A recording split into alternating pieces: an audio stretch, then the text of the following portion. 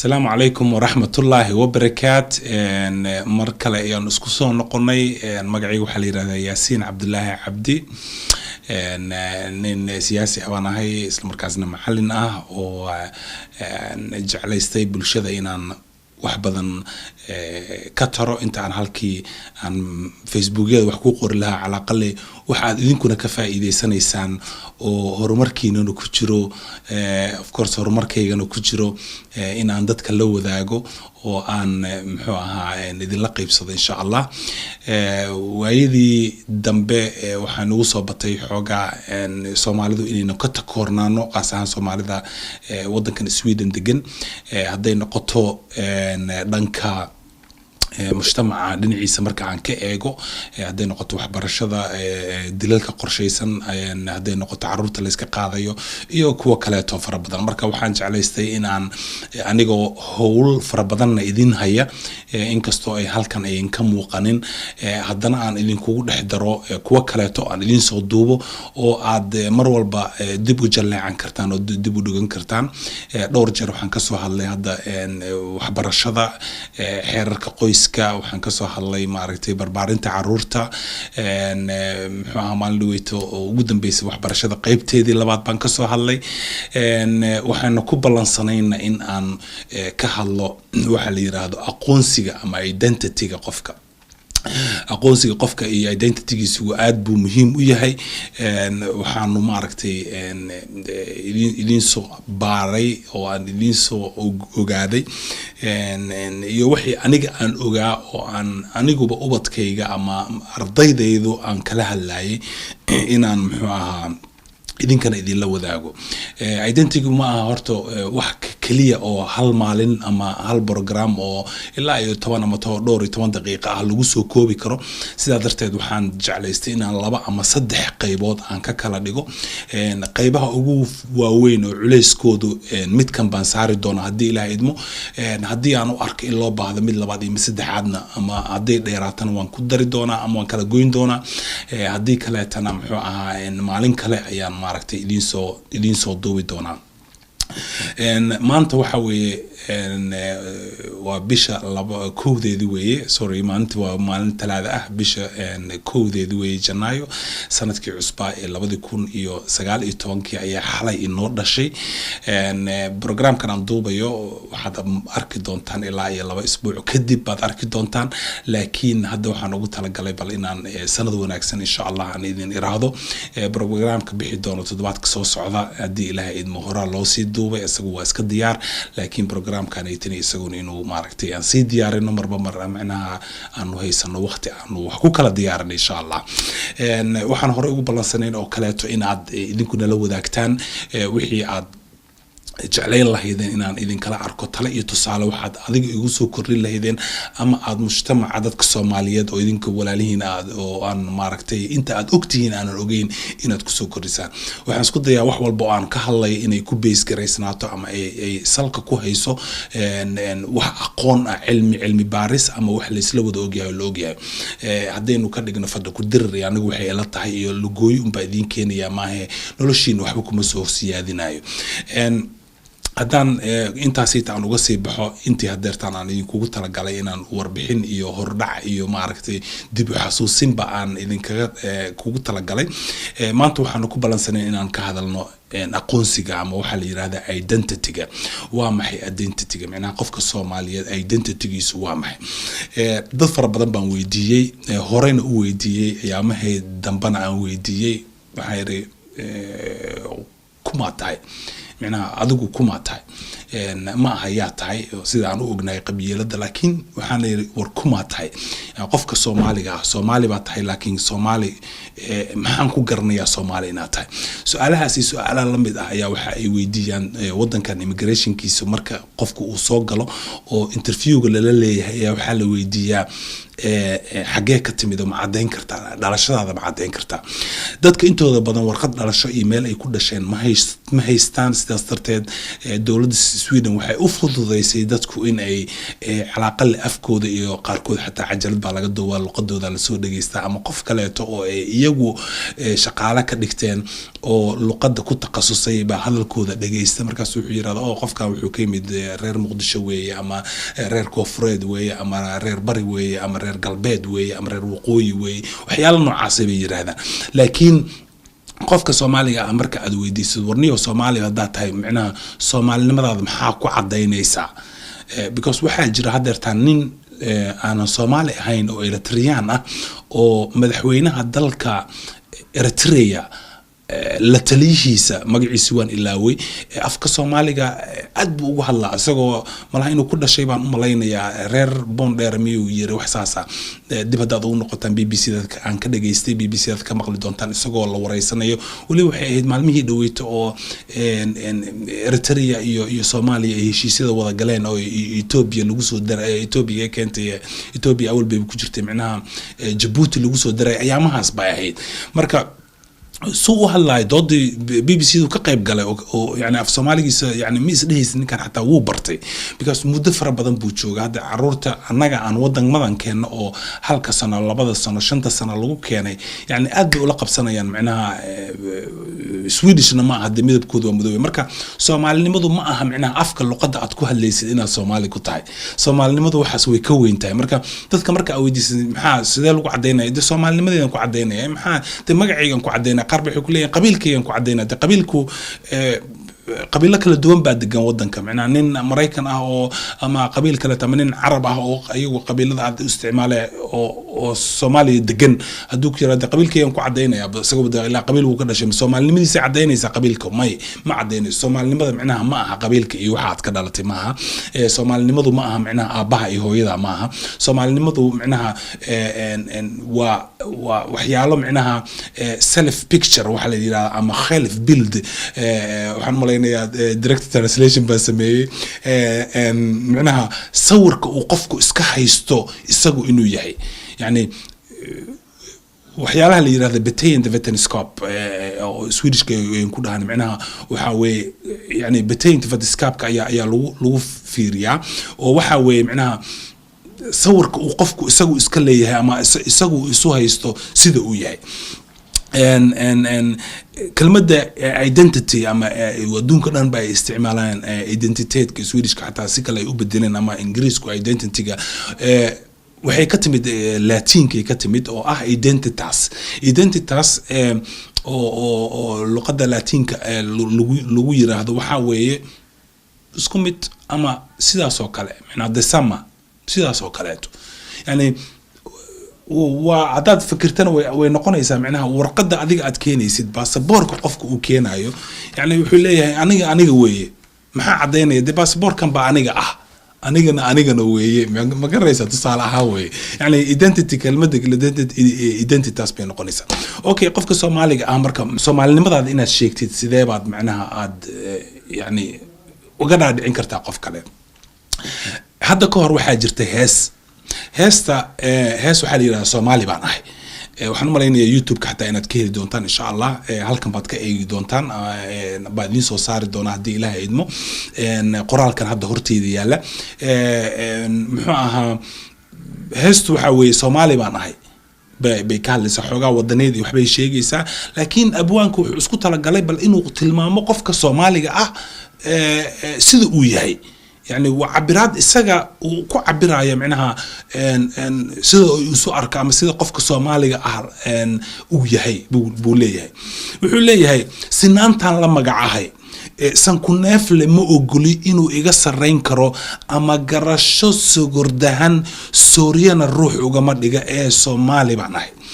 يعني سنان تان لما جعهاي كلمة داسيت عداد في ريسيد سنان تان لما جعهاي وحوي يعني أنا يعني Soomaaliga ma aha qof eexda يعني قف كلاته uga eexda ma aha qofka Soomaaliga soo marka waxaan ahay qofka dadka sima weeye sinaantan la magacay macnaha aniga iyo sinaanta isku mid baan nahay isku magac baan nahay yani qof eexda ma ahi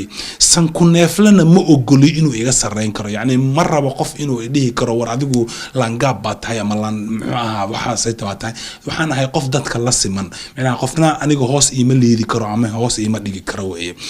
ama garasho sugurdahana qofna sooriyo uga ma dhigo yani inaan qof samaan jilec ah macnaha ama waxaanan dadka loo quurin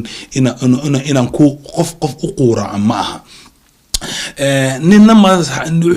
way sii socotaa wuxuu yiri ninna madax salaax iyo kama yeela seetada يعني قف إنه ملح إيسا صلاحه معناها إيسا تاين عمليه كما يلا سقوا السبانة أيون أوجا هيدا إنه ربع إنه جلافي إيد ديجو السبانة مقايبه صرت وحن إرا هذا صعب أن بيها علن صومالي بانه معناها نينك مدح إيسا صلاحه ينا وطن إني شيء نينك مدح إيسا صلاحه أما إيسا صبانا أيو كما يلا ده نينا يمسر كرو أو سرتو وحان إرا هذا ويقد حسيبته صعب حالي هذا ليش مدة عليه فصعب لي هذا أو ليش لا دحقلي ليش عاناه لو شبت ما قرنيسا صعب بكوريكسن أو معركتي حركة لو وحر أو دمرك أنتو بدل مدح يسارين جرين أو سي ليش هسيتي صالو مقاضي كرسفر غير مركا جليست إن كستون سوال هاي هذا نوع سريكتا معنا سريكتا وحوي de banaanka isma soo dhigo saxabada ma hoorsado buu yiri saaxiib ninaan nahayna cadawgeyga lama simo soo marka xataa marka dagaalamaysid waa inay ku kala socnaadaan macnaha qofka saaxiibkaaga ah oo xabiibkaaga ah iyo qofka cadawgaaga ah yani inaadan isku darin oo isku weel aad waxba ku sameeynin sidaas buu leeyahay Soomaalinimadiisii buu wuxuu ku sawirayaa macnaha inuu yahay nin hadalkii horena sinaantan la magacay macnaha inuu dadka wada simo oo kaleeto halkan wuxuu ku leeyahay macnaha saaxiib ninaan nahay cadawgeyga lama simo oo يعني سنانتي ووي معناها وان كلا سوعيا dadku waa inaan siman ninkan waa saaxiibkay ii dhaweeyay ninkan waa cadawgeyga oo de waa cadawgeyga waan iska ilaalinaya oo anu dhool cadeynaya hadaan rabo laakiin waa ninaan cadawgeyga ah oo de dagaal baa naga dhaxeeya wuxuu ku leeyahay marka arintan waxay ku soo noqonaysaa waxbarashadii iyo barnaamijyadii hore oo aanu sameynay wuxuu ku leeyahay socdaalkaygu waa meel sahaydaydu waa dacar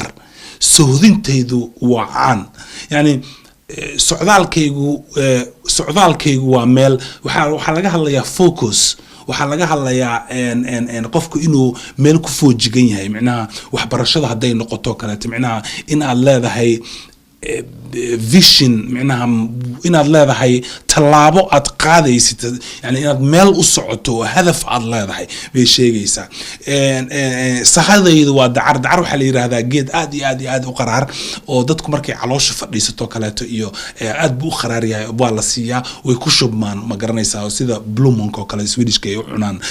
مرها ماركتي أما فروت كبلومون كليرادو يعنان سيدا سوكلاتها بحالك دعرت الله عنا جد كاس آد بو قرار وياي marka qof sahaydiisi ama rig second ama ugu jirtaba oo sida maad looda oo kale taba dacar u wata yani maxaa ka qaadaysa qofkaas oo kale waxba kama qaadaysid wuxuu wataa qaraar marka qaraar kale ma keeni kartid macnaha qof aad wax u dhibi kartid ma aha macnaha wuxuu ka wadaa qofka Soomaaliga ah waa strong macnaha ma sha Allah dumarka iyagana waan ka aragnay inay maaragtay aad dad u adag oo nolosha u diyaarsan oo kana soo bixi kara ay yihiin ma sha Allah midda kale wuxuu leeyahay naftana geedka iga suran Soomaali baan ahay macnaha nin dagaalyahan ah baan ahay wuxuu yiri sidoo kale to nin isagay ma nabad galo nin isugayna maba jiro afka Soomaaliga xogaa waxa weeye sigay waa marka aan wax kugu soo tuuro oo dhinacaaga maro waan ku sigay baa la yiraahdaa nin isagay ma nabad galo macnaha waxa weeye hadaad wax igu soo tuurto ay gudubto inaad dagaal u soo socoto waan u jeedaa macnaha waan iska ka dhicinayaa weeye nin isugayna maba jiro sugida waxa la yiraahdaa macnaha nin igu hubsaday wixii uu soo tuuray madaxa iga dhufo ay garaacayna maba jiraba libta wali ma sii deeynin macnaha geesinimadeydii iyo inaan waxaan ka guul gaaro wali ma sii deynin gardaradana ma saacido oo ma ahi nin gardarada garab siiya ma ahi nin xaq lehna cidna lama sima ee Soomaali baan ahay buu ku leeyahay soo marka waxyaalaha hadda idin sheegay iyo waxyaalaha normal caadiyan anagu aan aragno oo normalka ah oo isburinayaan ma ujeedaa yani oo isburinayaan marka ninka Soomaaliga ah oo abwaankan uu noo sheegayo oo noo tilmaamayo ma aha 2018 iyo 2019 iyo 17 dadka aan aragno macnaha waxyaalo aanay hubin ama aanay ogeyn oo kale Facebookyada intay soo fadhiistaan dadka ka caynaya ama adiidaha sameynaya ama xumaan abuuraya ama wax been abuura sameynaya bal kaliya inay faafto dadku ku qoslaan ama ku madadaaleystaan wax wanaagsan ma aha Soomaaliga marka waanku asagoo hadalka sii wado wuxuu yiri nabadan u sahanshaa colaadan ka salala soo ma jeesto goobaha ninka nabarka soo sida gacantiisa kama suga ee Soomaali baan ahay marka wuxuu ku leeyahay nabadan u sahanshaa macnaha sahan baan u galaa macnaha safar baan u galaa in aan nabad keeno darteed macnaha meel kasto aan tago safar baan u galaa inaan nabadeydii aan keeno colaadan ka salala macnaha salalaadu waxa weey colaada waan ka didaa colaada ma jecli weey macnaha in dagaal iyo rabshad iyo maaragtay daandaansi intaba ma jecli way colaadan ka salala soo ma jeesto goobaha macnaha meel kasta de isma dhigo meel walba nin yaala ma ahi ninka nabarka soo sidana gacantiisa kama sugo macnaha anigoo wali nabadoon ah oo nabadii raadinaya haddana mid ka raba in uu dhaawac ama dhibaato ii geysta يعني gacantiisa kama sugo de waan iska dhicinaya sidaas baan Soomaalinimadeedu ku ahay yani wuxuu ku sheegay macnaha in uu yahay nin sinaanta la magaca wuxuu ku sheegay nabadda u socda oo nabadda mar walba ka taliya wuxuu sheegay nin foojignaan leh ama focus leh oo waxa uu dhaqaaqo kalibin keena buu ku sheegay inuu Soomaaliga yahay wuxuu ku sheegay isla dhinaca kale tan anigoo de nabadda raadinaya oo waan raadinaya haddana inuusan dulmiga iyo waxaas uusan qaadanaynin oo kaleeto uu ku sheegay wuxuu ku yiri macnaha gardaradana ma saacido oo nin xaq lehna ninka kaleeto lama simo yani dhan walba marka aad ka fiirisid ninka Soomaaliga ah waxaan ka hadlayaa waa dhaqankii waxaan ka hadlayaa diinka ma hadlayo diinta marka ay noqoto dad baa inoo qaabilsan insha Allah wadaadada ayaa idin sheegi doono laakiin waxaan ka hadlayaa abwaankan iyo sida Soomaaligu uu yahay anigu aan ku koray oo aan macnaha wax ka ogahay insha Allah waxaan isku soo noqonaynaa mar kaleeto inta in ka badan baa idin soo diyaarin doona sidaan hore idin kugu sheegay magacayga waxa la yiraahdaa Yaasiin Cabdullaahi Cabdi waxaan deganahay magaalada Sweden ee dalka magaalada Göteborg ee dalka Sweden baan deganahay karaale hada ilmaam hadal kuma jiro kaamirada waxa iga duubay saaxiibkay Maxamed Cawad waa nin rugcada ah saxaafada ku jira rugcada ah wuxuu ka soo shaqeeyay telefishinka Sab TV oo kaleeto uu ka soo shaqeeyay hadda hore uu soo shaqeeyay ma sha Allah aad baan uga mahad celinay Maxamed waad mahadsantahay Maxamed Cawadu waxa kaleeto aan idin leeyahay commentigiina waxyaalaha aad ka bixinaysaan la wadaag waalidiinta kaleeto wixii fikrada ah oo nagu soo kordhinaysaan hadii Ilaahay idmo waan idinka gudoomeynaa hadii insha Allah waan idinka gudoomeynaa anagu saacadahan aan bixinayno waxa aan duubayno